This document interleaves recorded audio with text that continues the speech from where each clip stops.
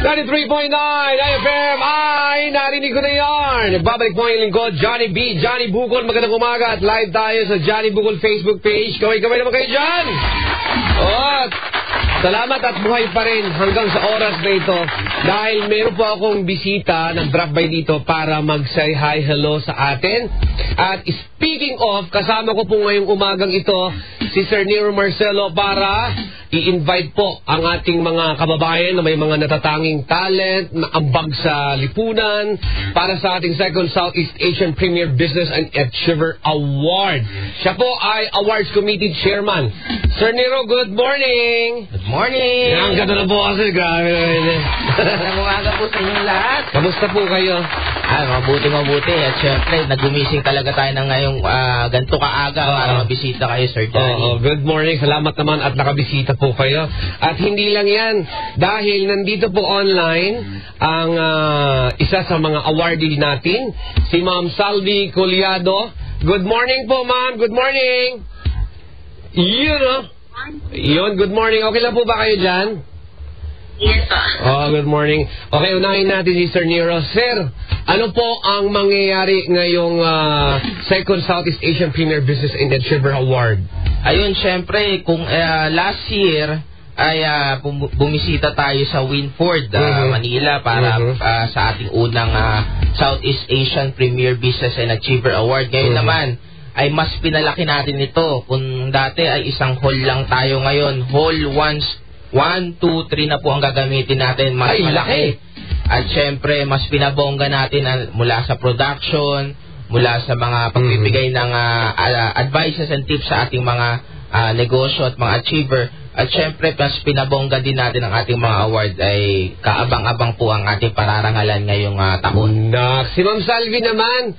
Ma'am, ano po yung criteria para iboto po nila ang kanilang mga natatanging tao, mga kilala? Paano po ba? Well, sa selection category naman sila, Sir Nero, yung gumagawa. Ako naman sa business and entrepreneurship and leadership, I guess. Doon ako nakakategorize. So, hindi lang naman sa larangan ng negosyo ang pinipili nila. Meron din sila sa tawag dito sa mga press entertainment industry. Para ang tawag na categories ng Southeast Asia. So, all walks of life, ganon. Okay. Sir Nero, paano po, kailan po yung kaganapan at paano po sila magboto? Alam mo si Ma'am Salvi kasi, kaya natin napaparangalan yan. Tulad ngayon, every morning, nakikita mo, on the way na siya agad sa mga trabaho niya, sa mga clients niya, talagang katalitangi. Yun ang talagang natin na kaya every year talaga ay napaparangalan natin siya. Sana ganun din sa mga susunod pang mga awardees and achievers. Pero ito po sa December 8 na po ito, 2024, doon pa rin po yan sa Winford Resort and Casino Manila. Kung saan talagang mas pinabongga natin at mas pinalaki natin yung ating awards night.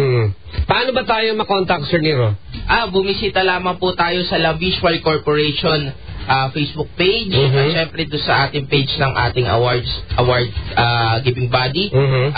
Doon po, bukas pa po ang ating nomination para sa inyong mga kumpanya, sa mga achievers, artista, doktor. Walang pinipili. Basta kung sino lang yung pwede nilang iboto. Opo. I-nominate nila kung sa tingin nila yung katangi-tangi, tama ho ba? Tulad ng ating napakagaling na DJ. Yes, thank you na maahay na. Congratulations. Ma'am Salvi, ano po yung any words po para sa mga gustong i-nominate? Nawala po yung audio ni Ma'am. Na-mute na siya. Yan. Go ahead. Kung walang mag-nominate at feeling mo naman suwa ka doon sa category nila, pwede mo naman siguro i-nominate yung company mo. Tapos nire-review din naman ng committee. So, kung karapat-dapat ka naman bigyan ng award, ibig sabihin, hindi lang ito sa mga individual. Pwede sa may mga business owners, may mga pwedeng dance troupe, di ba? Pwede banda, no?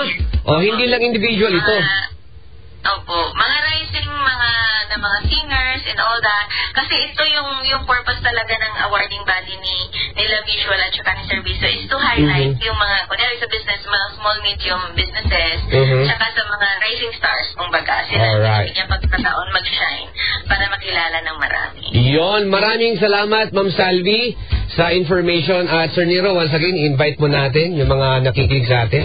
Again, maraming salamat, Ma'am Salvi Paparon. Isa ka sa mga talagang karapat-dapat parangalan. Siyempre, muli, iniimbitahan po namin kayo na manood online. At siyempre, sa mga achievers natin, excited na din po kaming ma-meet po kayo muli. At sa mga bagong mukha naman ng mga negosyo, sa December 8, 2024, sa Winford Resort and Casino, Manila. Ito po ay isang gabi ng parangal, pagkilala at mas pinabongga at mas pinalaki, literal, dahil hindi lang po isang hall. Halls 1, 2, 3 na po ang gagamitin natin sa Winford. Kaya abangan nyo po ninyo ang aming mga announcement mula sa La Visual Corporation Facebook page. At syempre, again, congratulations DJ Johnny. Thank you. At salamat po. See you sa mga susunod pang event. At see you po. Yon. Again, sa lahat po ng gusto mag-inquire, hanapin lamang po ang La Visual Corporation. Sir Nero, maraming salamat po sa pag-drop by.